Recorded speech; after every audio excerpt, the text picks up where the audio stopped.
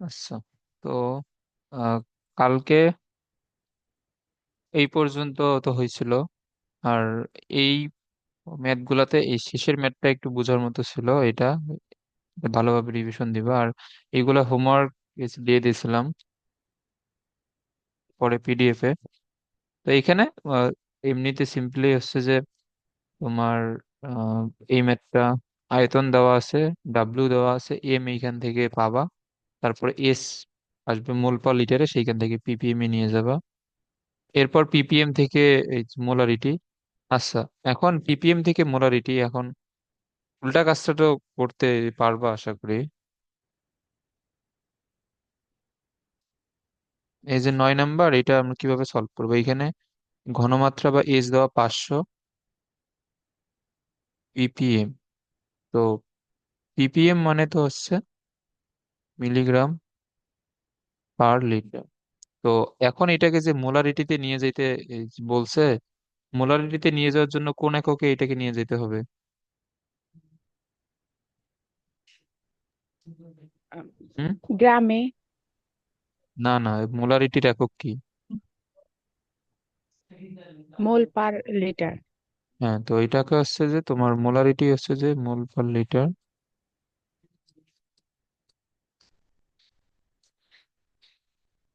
তো মোলারিটি যদি মোল per litre হয়, তাহলে প্রথমে মিলিগ্রাম থেকে আমাদের গ্রামে নিয়ে যেতে হবে, দেন গ্রাম থেকে মোলে নিয়ে যেতে হবে। তো মিলিগ্রাম থেকে গ্রামে নিয়ে যাওয়ার জন্য কি করা লাগবে?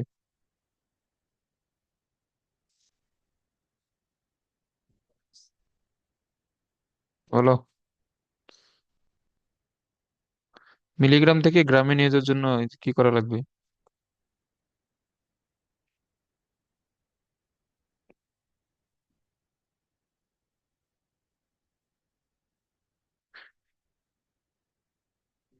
এটা পারো না এটা?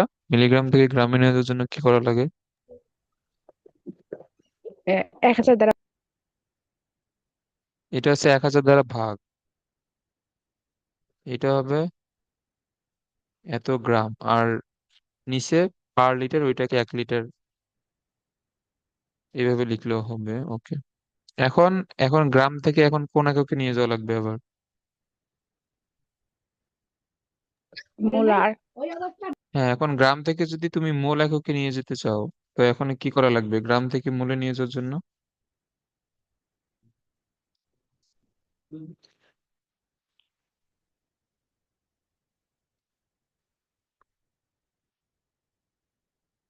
তাড়াতাড়ি বলো, এগুলাতে এত সময় নেওয়া যাবে না। 1000 দ্বারা ভাগ। গ্রাম থেকে মোলে নিয়ে যাওয়ার জন্য 1000 দ্বারা ভাগ।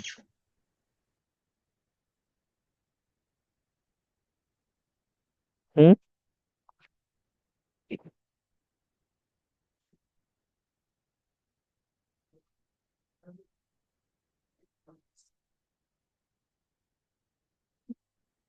গ্রাম থেকে মোলে নিয়ে যেতে গেলে এই যে কি করা লাগবে?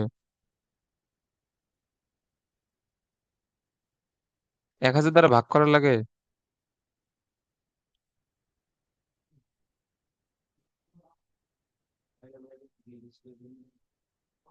আচ্ছা, আমরা তো কালকে তো ম্যাথ তো করলাম আমরা। আমরা মোল থেকে গ্রামে নিয়ে যাওয়ার জন্য কি কি করছিলাম? মোল থেকে গ্রামে নেওয়ার জন্য। আণবিক ভর দ্বারা গুণ। হ্যাঁ, তো এখন এর উল্টোটা করলে কি যে কি করা লাগবে গ্রাম থেকে মোলে নিয়ে যাওয়ার জন্য? আণবিক ভর দ্বারা ভাগ। হ্যাঁ,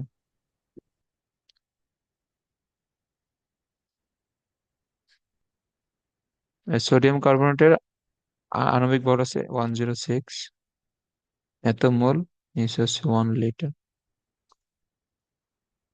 ওকে, তাহলে এটা হচ্ছে 0.5 ডিভাইড বাই 106।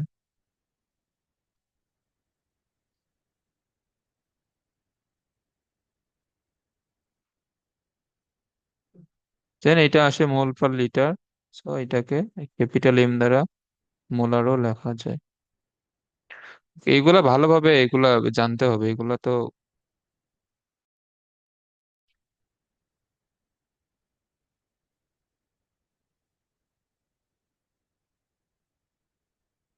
আচ্ছা, এখন এই যে খেয়াল করো, এগুলা ভালোভাবে মানে একদম মানে ঠোঁটস্থ যাতে থাকে, একটা একক থেকে আরেকটা এককে নিয়ে যাওয়ার জন্য কি করা লাগবে, এগুলা নিয়ে এত সময় বা এত চিন্তা করলে কিন্তু এক্সামে অ্যান্সার করতে পারবে না।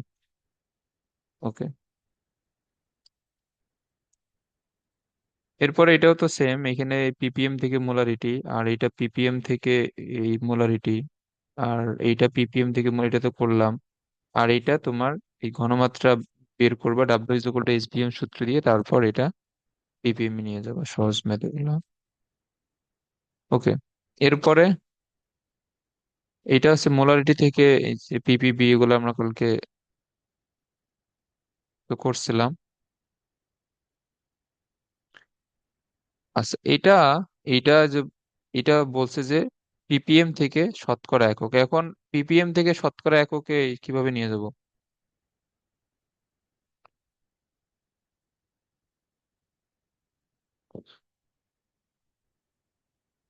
এটা বলো।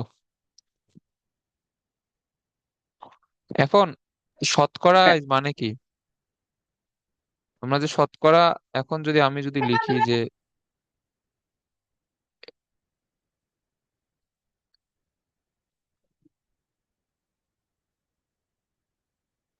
11 নম্বর, এটা খেয়াল করো। এখন আমি যদি বলি N% W/V, N% W/V sodium hydroxide, এটা দ্বারা কি বোঝায় বলো তো।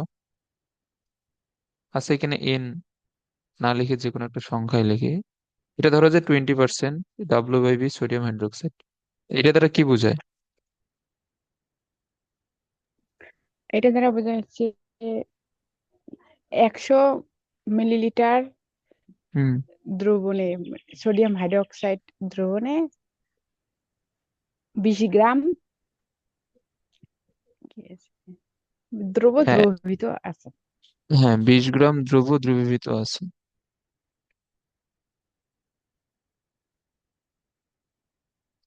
ওকে, তাহলে আমার এখানে ডাব্লিউ এর এককটা হচ্ছে গ্রামে, আর নিচে ভি এর এককটা কি, মিলিলিটারে না? হ্যাঁ, ওকে, তাহলে এখন এই যে এই এখন যে বলছে পিপিএম থেকে শতকরা একক, তাহলে শতকরা এককে নিয়ে যাওয়ার জন্য এই এককে নিতে হবে গ্রাম পার মিলিলিটার, এটা বুঝছো, যে গ্রাম পার মিলিলিটারে নিয়ে যাওয়া লাগবে।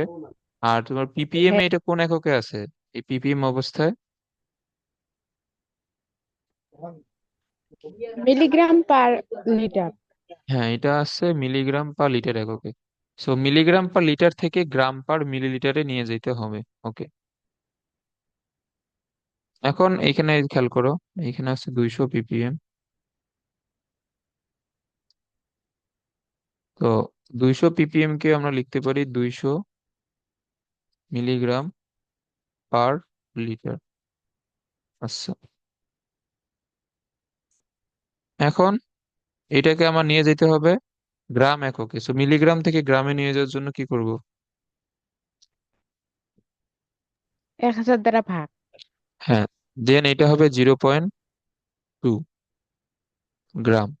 আর এটাকে মিলিলিটারে যে নিয়ে যেতে হবে, তাহলে এটা হবে কত, 1000 মিলিলিটার, 1 লিটার সমান 1000 মিলিলিটার।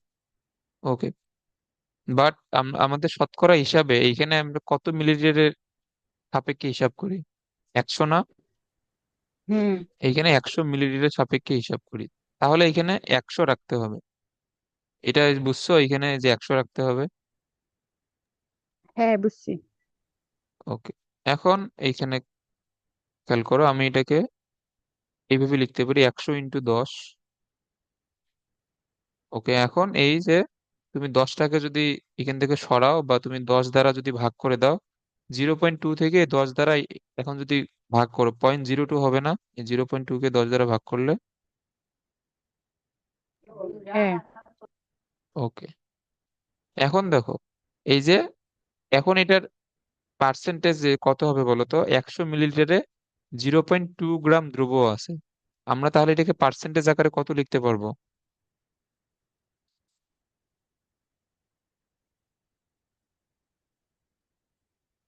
বলো। এটা 0.02%। হ্যাঁ, এটা হবে 0.02%, এবং এটার একক হচ্ছে W/B। এটা বুঝছো? হ্যাঁ, ওকে, এখন এই যে এইখানে সবগুলাই পারতে হবে। সবগুলাই বলতে তোমার প্রথমত হচ্ছে মোল পার লিটার থেকে ppm, মোল পার লিটার থেকে ppb, ppm এবং ppb দুইটাই থেকে মোল পার লিটার, বা এটাকে হচ্ছে বাংলা নাম হচ্ছে তোমার মোলারিটি।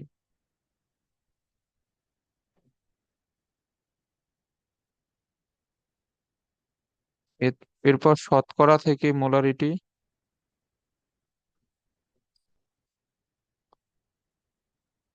এরপর হচ্ছে যে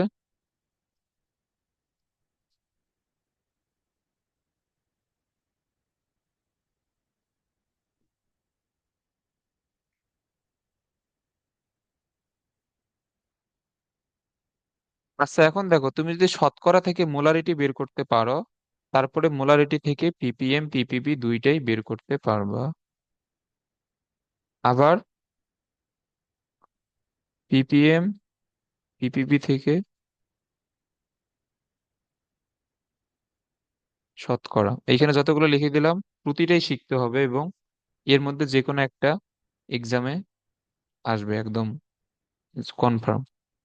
ওকে, এখন এটা যে তুমি 2.5% সোডিয়াম কার্বনেট, এখন 2.5% সোডিয়াম কার্বনেট মানে তোমার ডাব্লু হচ্ছে 2.5 গ্রাম, ভি হচ্ছে 100 মিলিলিটার, ক্যাপিটাল এম হচ্ছে 106। তুমি এই তিনটে ইউজ করে এস বের করবা। এই তিনটে ইউজ করলে এস কোন এককে আসবে বলো তো? মোল পার লিটারে। হ্যাঁ, এটা আসবে মোল পার লিটার। দেন তুমি মোল পার লিটার থেকে ppm এ নিয়ে যাবে, যেহেতু ppm বলছে। তো এগুলা একদম ভালোভাবে যাতে মাথায় থাকে, এবং কোনোটা ভুল হওয়া যাবে না, এবং প্রতিটা কনফিডেন্টলি অ্যান্সার করতে হবে। এগুলা তোমার প্র্যাকটিসের উপর। এখন সবগুলোই করানো হয়েছে। এখন তুমি যত প্র্যাকটিস করবা তোমার অত বেশি মনে থাকবে। ওকে, এখন এইখানে সবগুলা ম্যাথ আগেই করানো হয়েছে। এগুলা আসলে দেখানোর কিছু নাই, এগুলা সবগুলাই পারবা। এগুলা অবশ্যই করবা। এইগুলা প্লাস যেগুলো ম্যাথ সলভ করে দেওয়া হয়েছে, এগুলো করলে এই টপিক থেকে আশা করি আর কোনো সমস্যা হবে না। এগুলো অবশ্যই সলভ করে রাখবো, এবং অ্যান্সার দেওয়া আছে। যেটার অ্যান্সার মিলবে সেটা তো হয়েছে, আর যেটার অ্যান্সার মিলবে না বা যেটা বুঝবা না ওইটা জিজ্ঞেস করবো।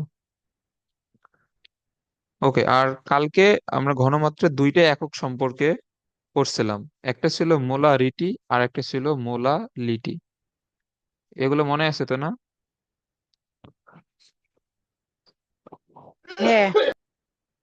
ওকে, এখন আমাদের যে ঘনমাত্রার আরো একটা একক আছে, এটা হচ্ছে নর্মালিটি।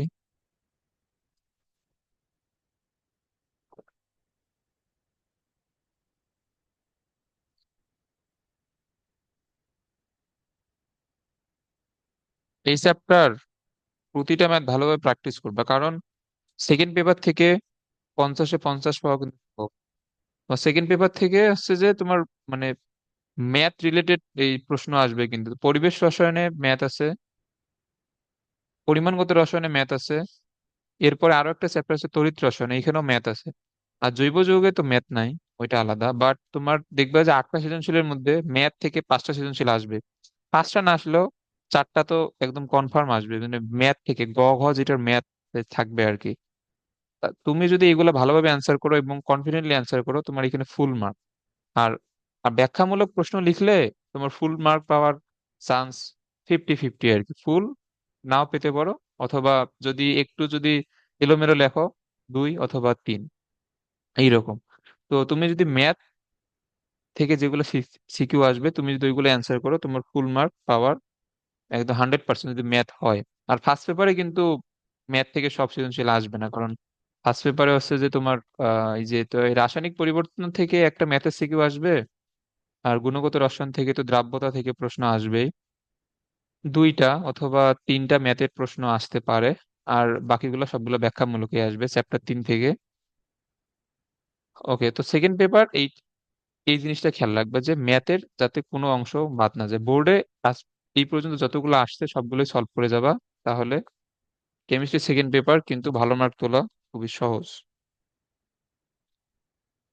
ওকে। আচ্ছা, তো আমরা কালকে যে এই দুইটা একক সম্পর্কে শিখছিলাম, একটা হচ্ছে মোলারিটি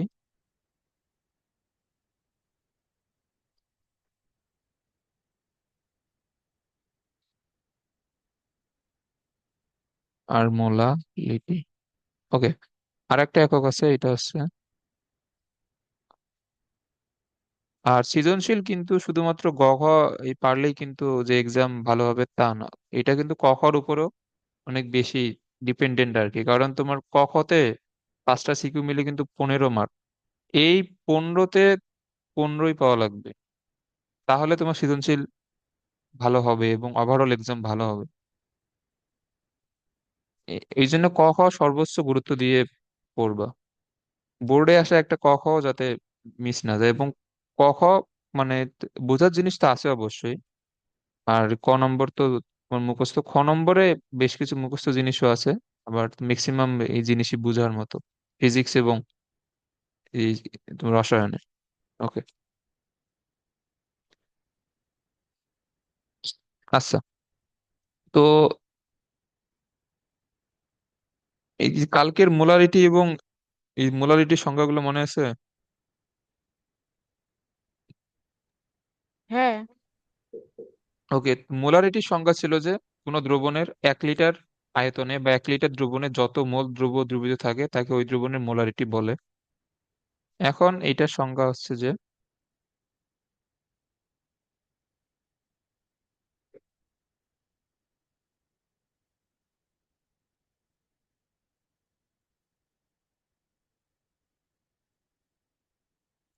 কোনো দ্রবণের 1 লিটার আয়তনে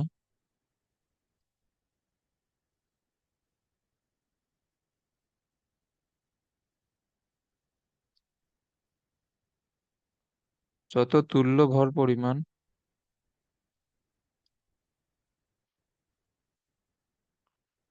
দ্রব্য দ্রবীভূত থাকে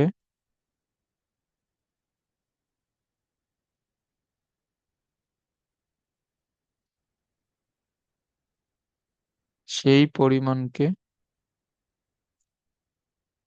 উম ওই দ্রবণের নর্মালিটি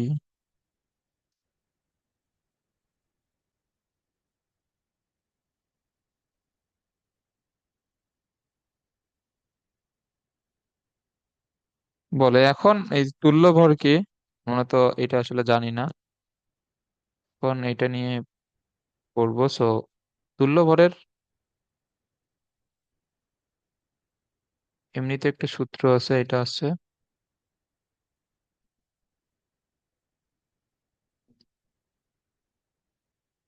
আণবিক ভর ডিভাইড বাই তুল্য সংখ্যা। সো এখন তুল্য সংখ্যা নিয়ে জানতে হবে। এগুলা সাথে সাথে লিখে নাও। এই এই বিশেষ করে এই তুল্য সংখ্যার এই টপিকটা। ওকে, তো এই যে তোমার তুল্য সংখ্যা অ্যাসিড আর অথবা লবণ অথবা আয়নের ক্ষেত্রে মানে ভিন্ন ভিন্ন হয় আর কি। সো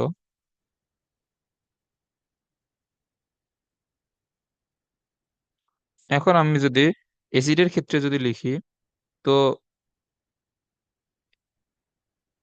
অ্যাসিডের ক্ষেত্রে হচ্ছে, আচ্ছা, আমরা তো পরিবেশ রসায়নে অ্যাসিড এবং ক্ষারের বৈশিষ্ট্য নিয়ে তো পড়ছিলাম।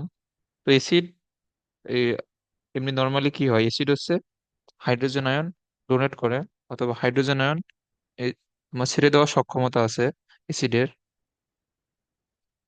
তো এটাকে প্রতিক্রিয়াকৃত হাইড্রোজেন বা H প্লাস লিখলে হবে, সমস্যা। অথবা এটাকে আরেকটা ভাষায় লেখা যায় প্রতিস্থাপনীয়।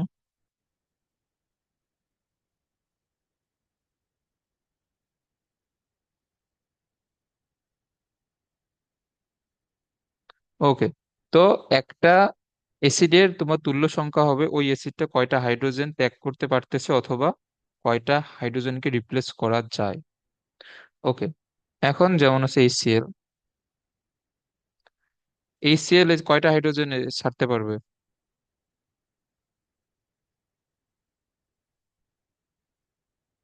হুম। একটা। একটা। তাহলে HCl তোমার একটা হাইড্রোজেন ছাড়তে পারবে। তাহলে এর এই তুল্য সংখ্যা কত হবে?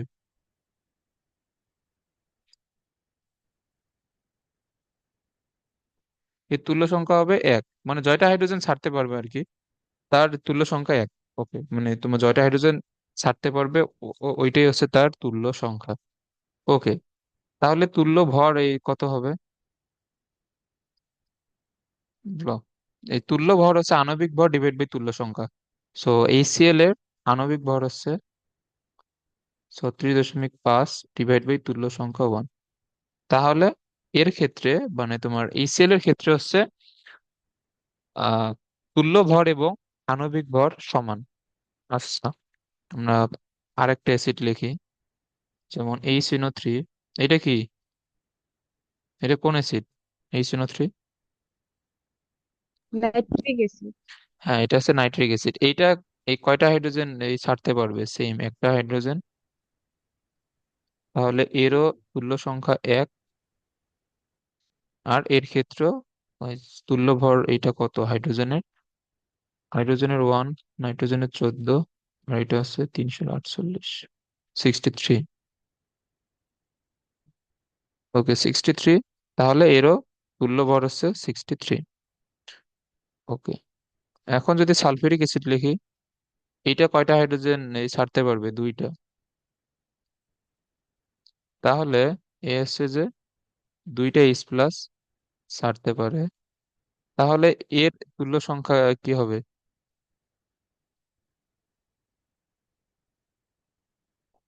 এর তুল্য সংখ্যা কত? দুই না? হ্যাঁ। ওকে। তাহলে এর তুল্য ভর কত হবে? সালফিউরিক অ্যাসিডের আণবিক ভর হচ্ছে 98। তাহলে ডিভাইড বাই তুল্য সংখ্যা 2। তাহলে এটার তোমার তুল্য ভর হচ্ছে 49। এটা বুঝছো? হ্যাঁ। ওকে। আচ্ছা, এখন এইটা যদি বুঝে থাকো, আচ্ছা এখানে একটা জিনিস তো লিখে দেওয়া হয় নাই। এটা নর্মালিটির একক হচ্ছে,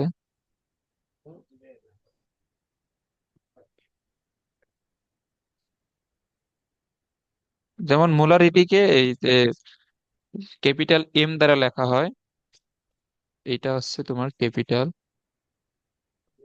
এন। ওকে। আচ্ছা, এখন এইখানে একটা জিনিস খেয়াল করো। আমি যদি 1 মোলার সালফিউরিক অ্যাসিড লিখি, ওকে, 1 মোলার তোমার সালফিউরিক অ্যাসিডে এই যে সালফিউরিক অ্যাসিডের ভর কত? 1 মোলার আমি যদি লিখি, মানে সরি, 1 মোল সালফিউরিক অ্যাসিডে তোমার ওই যে এর ভর হচ্ছে 98 না? হুম। আচ্ছা, আর এর এর এই তুল্য সংখ্যা কত? এর এই তুল্য সংখ্যা দুই। 2। ওকে। তাহলে আমরা এখান থেকে লিখতে পারবো যে 1 মোলার সালফিউরিক অ্যাসিড সমান 2 নর্মাল সালফিউরিক অ্যাসিড। এটা বুঝছো? হ্যাঁ। আবার HCl এর ক্ষেত্রে এই যে কি হবে? ওয়ান। হ্যাঁ, এটা হচ্ছে 1 নর্মালি হবে। ওকে, এখন আশা করি এগুলো বুঝতে সমস্যা হবে না। আবার যেমন হচ্ছে যে H3PO4 ফসফরিক অ্যাসিড, এর জন্য কি হবে? এর জন্য হবে তুল্য সংখ্যা 3। হ্যাঁ, এটা হবে 3টা।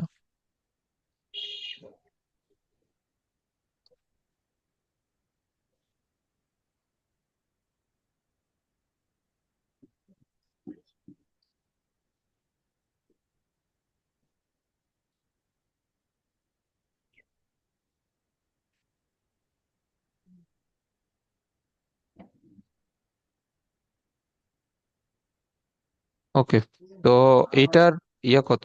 আণবিক ভর 3। এই ফসফরাসের কত? 15। এটা কি 30? আমার তো নিজেরই মনে নেই।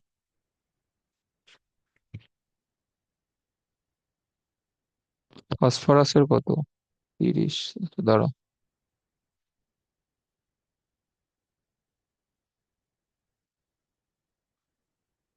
ফসফরাসের এটা 30.97। আচ্ছা, এটাকে যদি 31 যদি আমি ধরে নেই, আর অক্সিজেন হচ্ছে 4 16 64, তাহলে এটা আসে 98। আচ্ছা, এখানে এই যে ফসফরাসের এটা 31 ধরা হয়েছে আর কি, এটা তুমি বইয়ের মধ্যে দেখিও এটা 30 নাকি 31 দেওয়া। ওকে।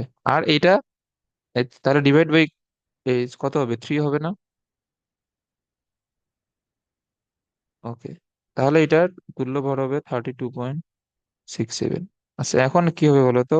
1 মোলার ফসফরিক অ্যাসিড সমান কি হবে? 3 নর্মাল ফসফরিক অ্যাসিড। এগুলো বুঝতে আশা করি এখন সমস্যা হবে না। আচ্ছা, আর এইখানে এই যে দুইটা ইম্পর্টেন্ট জিনিস আছে, এই দুইটা হচ্ছে ব্যতিক্রম।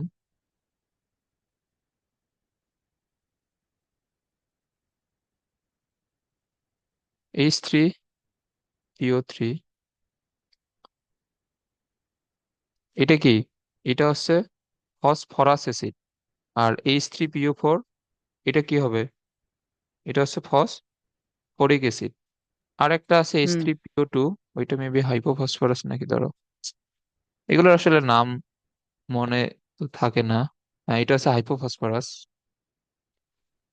আচ্ছা, এখন এটা আমাদের চোখের দেখা এটা মনে হতে পারে এটা 3, বাট এটা আসলে 2 হয়। এটা হচ্ছে 2টা। এখন 2টা কেন? এটা হচ্ছে এদের তোমার যেটা স্ট্রাকচার আর কি, কেমিক্যাল স্ট্রাকচার, ওর জন্য এটা হয়। বাট এইখানে কেমিক্যাল স্ট্রাকচার ওইটা জেনে লাভ নাই, তুমি এটা জাস্ট মনে রাখো যে এই দুইটা ব্যতিক্রম। আচ্ছা, এইখানে তুমি উম, নামগুলো একটু লিখো তো। H3PO4 হচ্ছে ফসফরিক, H3PO3 হচ্ছে ফসফরাস, আর PO2 হচ্ছে হাইপোফসফরাস। এখানে জায়গা নাই জন্য লিখে দিচ্ছি না, এই নামগুলো এই সাইডের মধ্যে লিখে রাখো কোথাও খাতায়।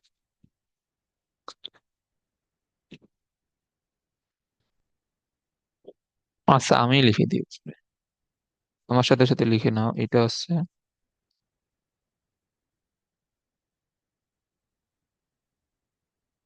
ফসফরিক,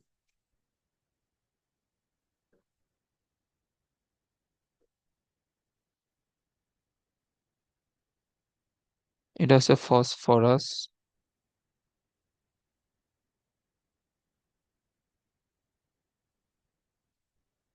আর এটা হচ্ছে হাইপোফসফরাস।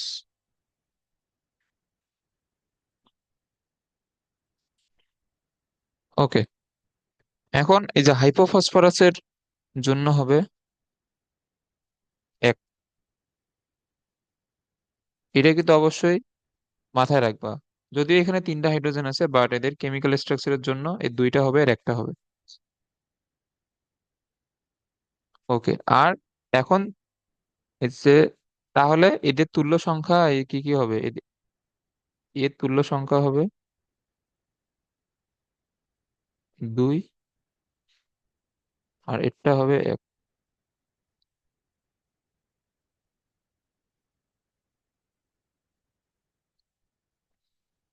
ওকে,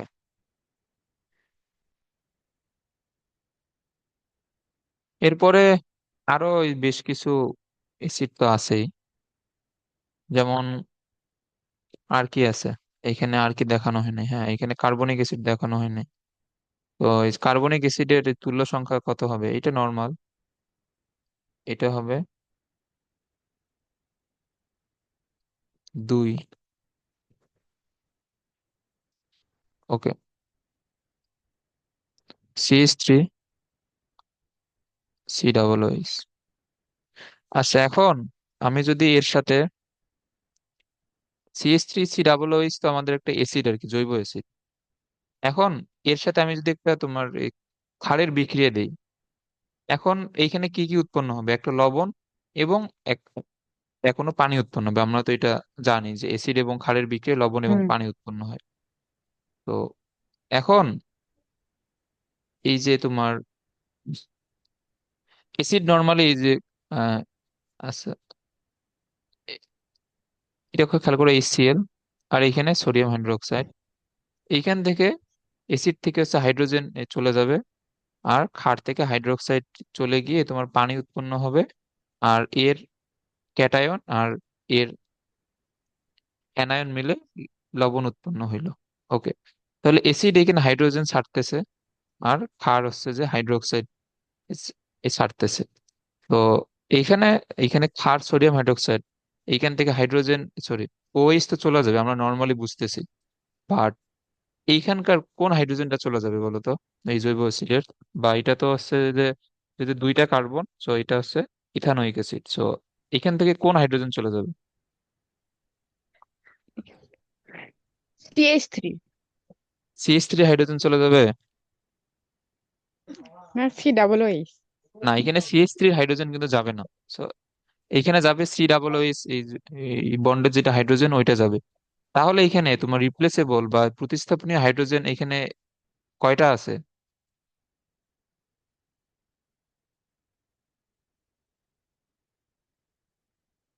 এই যে দেখো, এর C OOH এর হাইড্রোজেন চলে গিয়ে এখানে সোডিয়াম বসবে, আর এইখানে হচ্ছে তোমার ওই হাইড্রোজেনের OH মিলে পানি উৎপন্ন হবে। সো এইটা হচ্ছে লবণ। আমরা যখন জৈব যৌগ পড়বো তখন এগুলো নিয়ে আরো ক্লিয়ার হবে, সমস্যা নাই। বাট এইখানে তোমার এই যে যে এসিড যৌগটা, এইখানে তাহলে তোমার কয়টা হাইড্রোজেন প্রতিস্থাপন যোগ্য, বা এখানে কয়টা হাইড্রোজেন এই ত্যাগ করতে পারতেছে এই অ্যাসিডটা? একটা। একটা। এটা কিন্তু খুবই ইম্পর্টেন্ট, সো এইটার তুল্য সংখ্যা হবে 1। এইখানে কিন্তু এইখানে মোট 4টা হাইড্রোজেন আছে, তো 4টা হাইড্রোজেন দেখি কিন্তু তুল্য সংখ্যা 4 লিখে দেওয়া যাবে না আবার। এইখানে এই তুল্য সংখ্যা হচ্ছে 1। এবং শুধুমাত্র ইথানোয়িক অ্যাসিড না, সকল জৈব অ্যাসিডের মানে শেষে তো C OOH থাকে, ও শুধু C OOH এই বন্ডের হাইড্রোজেনটাকে রিপ্লেস করতে পারবে। ওকে, সেটা কই লিখে দেই।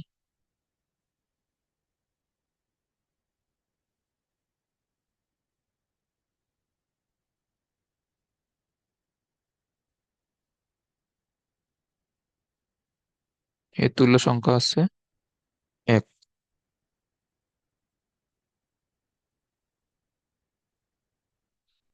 ওকে, এরপরে হ্যাঁ এগুলা যে জানলেই চলবে। আর কি কিছু এসিড টেসিড আছে? স্যার সম্ভবত নাই। ওকে,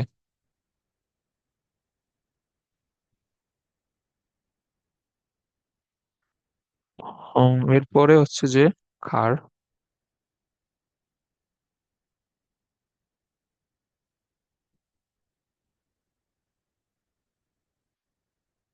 ওকে, তো তো ক্ষারের ক্ষেত্রে এই যে তুল্য সংখ্যা হবে এই যতটা ওইস ও ওই ত্যাগ করতে পারবে, বা তোমার যতটা ওইস হচ্ছে মানে প্রতিস্থাপনীয় আর কি।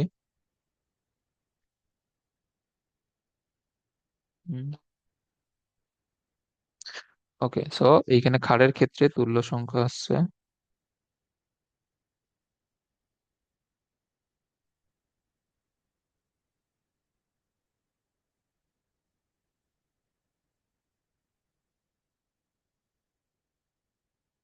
ওইস মাইনাসের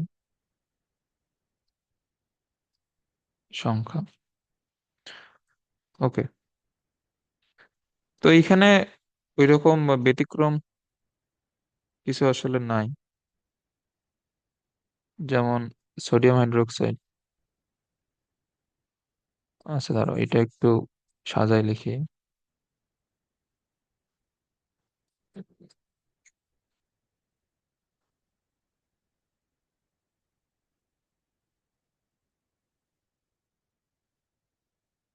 ওকে, তো ক্ষার যেমন সোডিয়াম হাইড্রোক্সাইড, সোডিয়াম হাইড্রোক্সাইডের জন্য এই-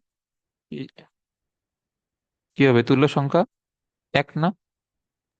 হুম। এটা তো বোঝাই যাচ্ছে, সিম্পল এগুলো।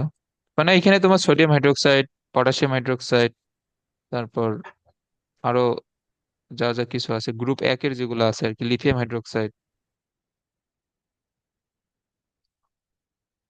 লিথিয়াম কি গ্রুপ একের? হ্যাঁ লিথিয়াম তো গ্রুপ একের। হ্যাঁ লিথিয়াম গ্রুপ একের। ওকে, তো এটা কি হবে দুইটা, এটা তো বোঝাই যাইতেছে। তারপর ম্যাগনেসিয়াম হাইড্রোক্সাইড তো সেম।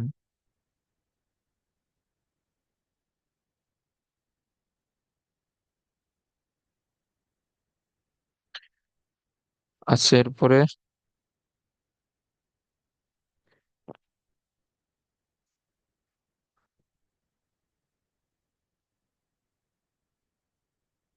এরপরে হচ্ছে অ্যামোনিয়াম হাইড্রোক্সাইড, এগুলোর একটা। এরপরে আমি যদি এই যে পটাশিয়াম হাইড্রোক্সাইড, তারপর লিথিয়াম হাইড্রোক্সাইড, এগুলোরও একটা করে আর কি আছে। তো এখন এই যে তুল্য সংখ্যা যদি এগুলার জানো, তাহলে তুল্য ভর তো বের করতে তো পারবে। আণবিক ভর ডিভাইড বাই তুল্য সংখ্যা, এটা হচ্ছে তুল্য ভর। ওকে,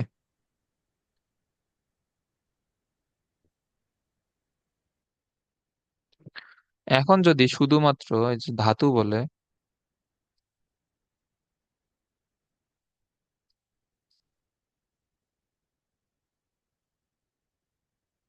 এখন ধাতুর ক্ষেত্রে তুল্য সংখ্যা হবে,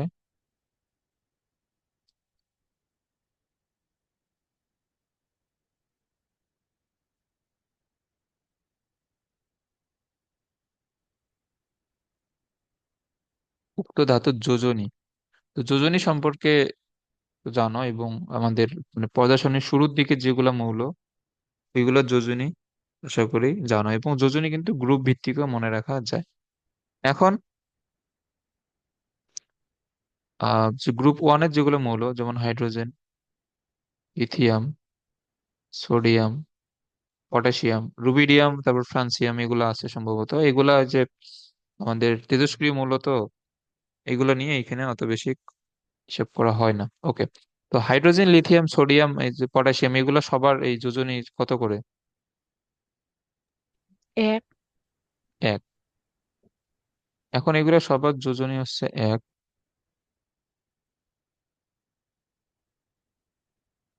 তাহলে তুল্য সংখ্যা হবে এক।